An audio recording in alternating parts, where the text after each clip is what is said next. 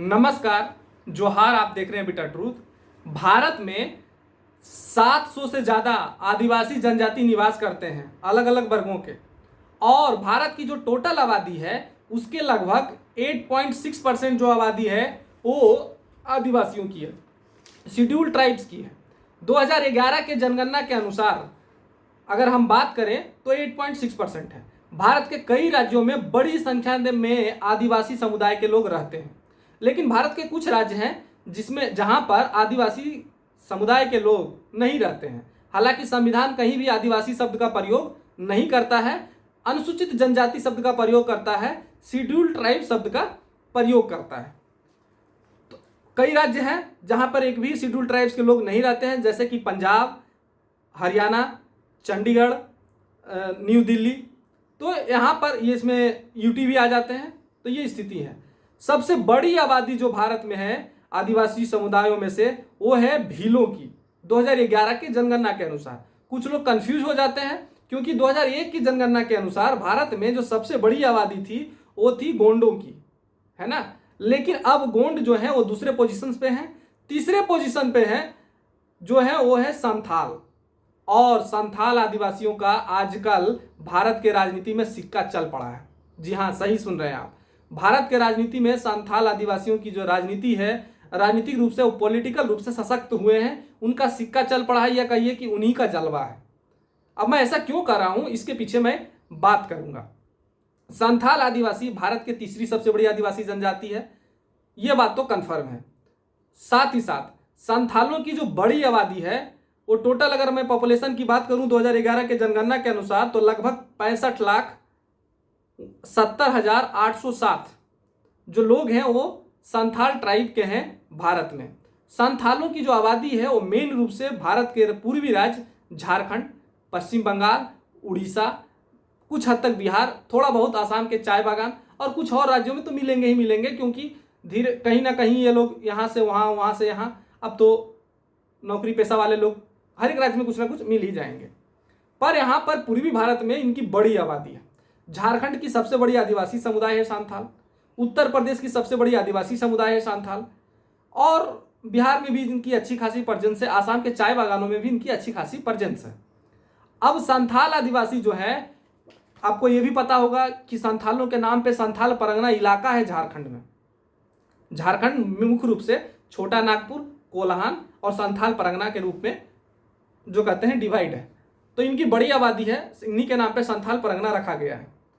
और जब इनकी बड़ी आबादी है तो ये राजनीतिक रूप से भी जिसको वोट करेंगे उसी की सरकार बनेगी, है ना। तो संथाल के बारे में कहा जाता है कि ये एक मुश्त होकर वोट करते हैं, ज़्यादातर की बात मैं कर रहा हूँ। हालांकि इनमें भी अब बहुत सारी वो चीज़ें हो गई है कि बहुत सारे जो संथाल है वो कन्वर्सन हो चुका है, तो जो वोट करने की पैटर्न है बहुत कुछ चेंज भी हुई है, पर अभी भी एक बड़े पॉलिटिकल फोर्स के रूप में उभर कर सामने आए हैं। इसी के लिए नरेंद्र मोदी के लीड जो एनडीए गठबंधन था उसने महामहिम राष्ट्रपति द्रौपदी मुर्मू को राष्ट्रपति के उम्मीदवार के रूप में उतारा और ये भारत की राष्ट्रपति बन गई और पहली आदिवासी राष्ट्रपति बनी। दूसरी महिला, पहली आदिवासी, सबसे युवा राष्ट्रपति बनने का गौरव प्राप्त हुआ द्रौपदी मुर्मू को। ये भी संथाल ट्राइब से आती है, ये उड़ीसा से थी। और दो बड़े राज्य हैं जहां के मुख्यमंत्री भी संथाल ट्राइब्स हैं। अभी झारखंड की बात की जाए तो झारखंड में तो संथाल के बारे में आप जानते ही हैं, शिबू सोरेन, और शिबू सोरेन का जो परिवार है वो राजनीतिक रूप से कितना सशक्त है। झारखंड के राजनीति में उनका सिक्का चलता है।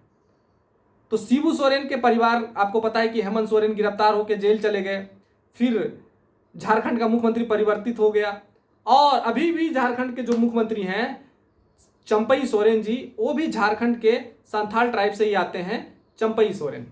तो राष्ट्रपति भी, और झारखंड जैसा एक भारत का जो कहते हैं एक तरह से राजनीतिक रूप से सशक्त राज्य के भी मुख्यमंत्री झारखंड से जो है वो संथाल हैं।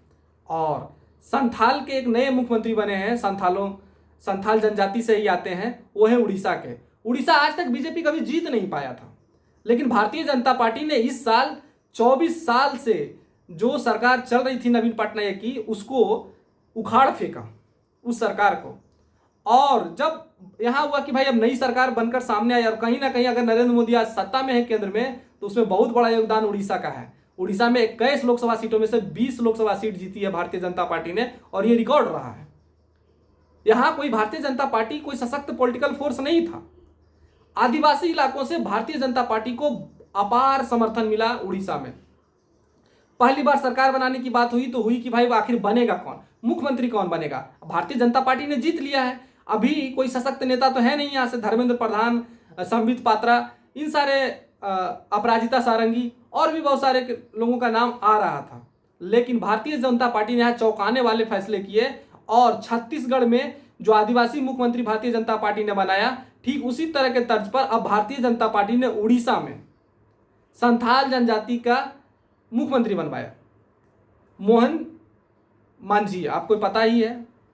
तो और ये आरएसएस के फॉलोवर रहे हैं, भारतीय जनता पार्टी की आइडियोलॉजी पे विश्वास करते हैं। 4 बार के ये विधायक हैं। जी हाँ, आपको सुन के कहीं ना कहीं होगी। और आदिवासियों में इनकी बड़ी पकड़ है, और ये भी संथाल जनजाति से आते हैं। क्यों? झार जिले से, है ना। तो संथाल जनजाति जो है, अभी राष्ट्रपति संथाल जनजाति से हैं, प्लस 2 बड़े राज्यों के मुख्यमंत्री भी संथालों से है। कहा यह जा रहा है कि भारतीय जनता पार्टी उड़ीसा में मोहन मांझी को मुख्यमंत्री बना के कहीं ना कहीं भारतीय जनता पार्टी ने झारखंड को साधा है। तो ये सारी चीजें हैं। जो भी देख रहे हैं बहुत बहुत धन्यवाद। चैनल को सब्सक्राइब करिए, लाइक करिए, शेयर करिए। जय हिंद, जय भारत, जोहार।